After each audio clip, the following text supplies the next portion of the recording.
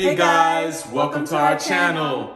We just wanted to show you our garage transformation, our garage makeover. We did it during the quarantine. I wanted a home gym. And I wanted more organization. And we also needed a place to store some wood for our wood projects. We just want to take you guys with us and show you our journey. Maybe you get some information. Maybe you get some information. Maybe you get some information, some inspiration. Come on with us.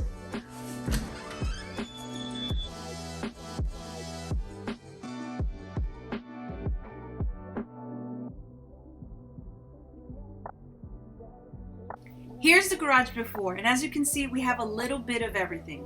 We wanted to give you a close-up to show you how filthy and unorganized it truly was.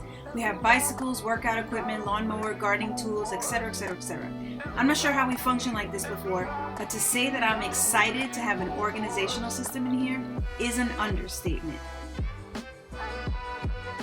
Here's a close-up of the floor. We have previously worked on numerous projects in here and obviously never protected the floors from paint or stains.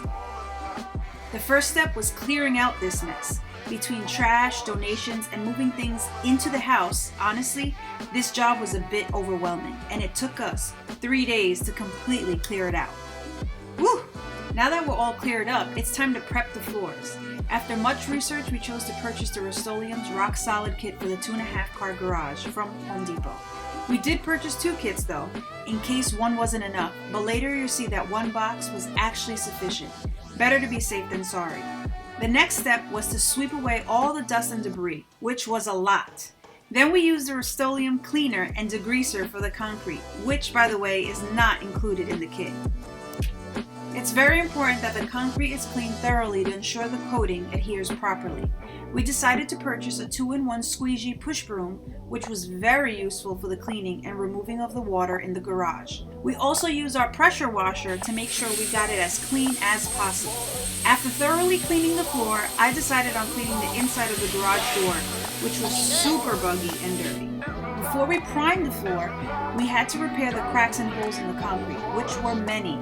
We used Rustoleum's concrete and patch repair, which comes in a 2-part epoxy that requires you to mix the contents together to create a paste similar to drywall compound to fix the holes. I used a plastic putty knife as my mixing tool and a piece of cardboard for my mixing station. I proceeded to apply the product to fill the cracks and holes. I did my best to evenly apply the product level to the ground to reduce sanding time. Once dry, hubby used a handheld orbital sander using 80 grit sandpaper and sanded away. This did require us to clean up a little bit more dust. We performed a water test on the concrete and results revealed the concrete was previously sealed. With that said, we did not use the etch that came in the kit. Instead, we used Rustoleum's Concrete and Garage Recoat Primer, which requires no sanding or grinding on the sealed concrete. Thank God for this product.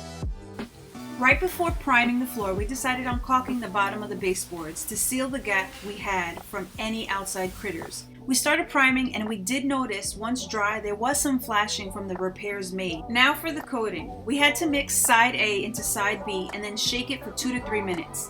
We went with the color dark gray. Time is the most important factor when applying coating since it dries very quickly. We worked in sections and in zigzag motion, which was best. As hubby was rolling the coating, I followed by sprinkling chips. I got the fun job. The best way to sprinkle chips evenly was by tossing them up in the air.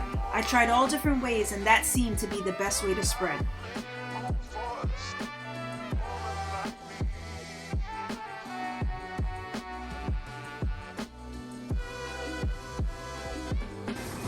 As we were drying, it started to rain and we couldn't completely close the garage door because we coated underneath the door and we didn't want it to dry closed.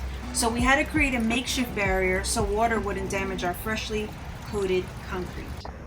After 10 hours, the floor was dry. When I was able to close the garage, I saw a toad sitting right in line with the garage door. So gross. I was praying he wasn't sealed onto the concrete. That would have been a problem. Well, he wasn't stuck and hubby got him out. Now that the floors are complete, we can't stop there. We had patched holes in the walls and they were ready for sanding. I'm not sure why we decided on doing floors before the painting, but here we are. Rolled paper on the floor to protect from paint. I love this paper. Makes cleanup super easy. We primed the wall since we were going darker, and as I cut, hubby rolled. We created an accent wall on the gym side of the garage. Color for accent wall is Satin Black by Behr.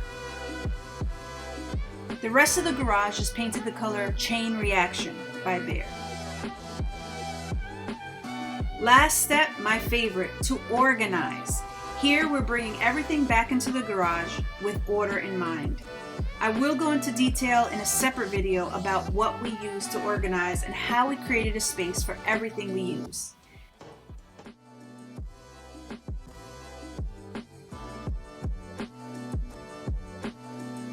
Now, I'm happy to return everything back into the garage and get my house back.